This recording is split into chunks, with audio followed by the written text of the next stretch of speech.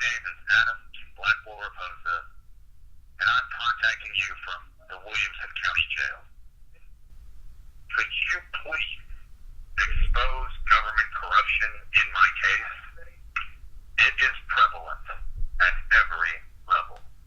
Let's start with the trial court. On March 27th, 2017, the Honorable Nancy Hohengarten was presiding over a DWI trial for one of my clients. Judge Hohengarten interrupted my jury selection to tell a juror how to answer a question. This answer turned out to be untrue, in fact. But the biggest problem I have is that the judge accused me in front of the jury of misstating the law. This very same judge previously allowed me to ask the exact same question in a prior trial for DWI. Then, after standing my ground on the merits of the issue, the judge threatened to hold me in contempt if I didn't ask the question the way she was ordering me. She recessed for 30 minutes, dismissed a favorable jury over my objection, and made a motion for contempt, only to file allegations of contempt a week later. She went on at the determination hearing to testify that in a direct contempt proceeding, she's merely a witness, like someone who calls 911. This, of course, is completely backwards and not in accord with the law of direct contempt. But even more unsettling, Judge Hohengarten testified that she would have let it all go, but I had called a reporter and contacted the press so that they could see exactly how she conducts herself in trial for my clients. Then Judge Paul Davis appointed by Billy Ray Stubblefield to preside over the contempt determination proceeding, having already presided over a separate contempt proceeding in 2007. Judge Davis came into the case with a void contempt judgment. The law requires that the judge, at the time of the offended conduct, make a finding of contempt with a commitment order to the sheriff to take the party into custody, and that they have a right to bond pending a determination of guilt innocence. But Judge Davis, not to let due process get in the way of his goals, denied all the defense motion. He denied discovery into the facts, even though, as mandated by the Michael Morton Act, except for punishment evidence, which was going to be introduced by the state, even though there has never been punishment evidence associated with direct contempt. Judge Davis denied the jury demand, even though he's written articles on contempt suggesting that a jury is proper where someone faces the possibility of more than 180 days, and he refused to follow the rules of evidence at the determination hearing.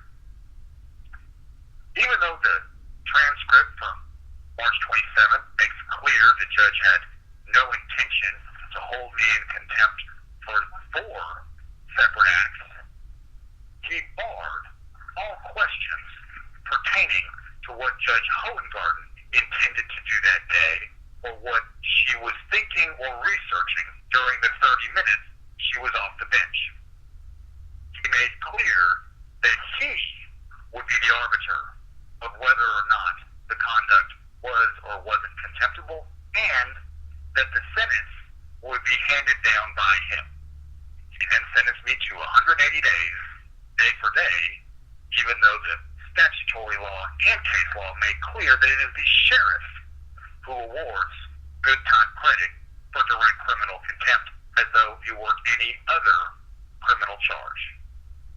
Further, he based the sentence in part on out-of-court statements in the form of YouTube videos, a clear violation of the First Amendment. This alone ought to get the press up in arms. Additionally, he issued illegal arrest warrant, illegal writ of attachment. He recalled the illegal arrest warrant just to prevent me from getting heard on a writ of habeas corpus in Williamson County. He directed the Travis County Sheriff not to publish the commitment order so that I could not turn myself into Williamson County, and then signed an illegal writ of attachment. Let's talk about the prosecutors from the county attorney and district attorney's office. The prosecutors in this case made clear that far more important than any murder trial, of which they have lost several during the time of my contempt proceedings, was prosecuting Adam Reposa. They spent well over $40,000 prosecuting a Class B misdemeanor. They opposed my right to discovery, even though, as I've said, it is statutorily obligated that I be provided it. They refused me a jury trial. They refused me bond, even though the government code makes clear I'm entitled as an officer of the court to bond. And they went so far as to ask the judge to bar any evidence that the question I was asking during jury selection was not a misstatement of the law, but in fact was completely proper and necessary for me in my inquiry. Of course, that request was granted by Paul Davis. At the hearing, case law establishing my question was proper was disregarded. Case law establishing that the judgment was void on its face was disregarded. Case law that showed that the conduct was not contemptible was disregarded. The government code establishing that Judge Davis was just to determine guilt or innocence and not the sentence, disregarded. Case law showing that only the court which witnesses contemptible conduct may punish for contempt, disregarded. Then, at the end of it, on October 6th, Judge Davis ordered the sheriff not to take any bond from anyone besides him and the Court of Criminal Appeals, thus suspending my right to habeas corpus. On October 7th, Judge Cameron Eagles of the 427th District Court signed a bond, which was then presented to the Travis County Sheriff. The sheriff refused to accept the bond. Judge Rick Kennan signed a bench warrant to have me taken to Williamson County so that I may have a writ hearing and post bond. The sheriff refused to comply with the bench warrant, something that has never occurred in the history of Travis County until Williamson County District Attorney Sean Dick called Sheriff Sally Hernandez to tell her that her conduct was illegal under the Code of Criminal Procedure and to put her reasons in writing or be arrested. At that point, Sheriff Hernandez agreed to comply with the bench warrant, and I was shipped off to Williamson County. It is at this point that the District County Attorney prosecutors went to the Third Court of Appeal asking for an emergency stay, that it would be an emergency that I not be heard on my writ of habeas corpus. This, of course, was granted. Now bear in mind, prior to my contempt hearing, I filed an emergency stay request and a writ of mandamus based on an illegal judgment. That was denied. A denial of jury trial. That was denied.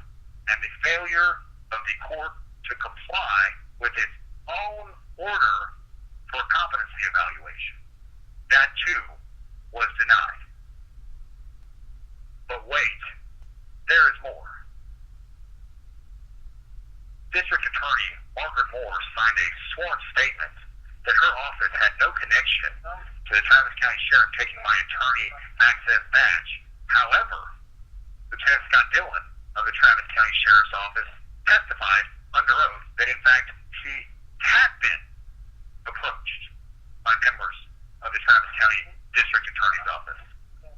The Travis County District Attorney's Office claimed it in ex parte, as in secret from my lawyer's request for a sealed writ of attachment that I was a flight risk, when in fact, the district attorney and Judge Davis all knew I was trying to turn myself in to Williamson County, but was unable because Judge Davis had ordered the sheriff not to publish the commitment order.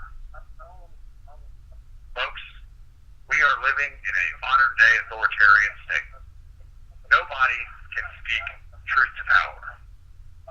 It is my earnest request that if you are watching this video, share it with your friends and show it to your children, because it is only the people who can return power to the people.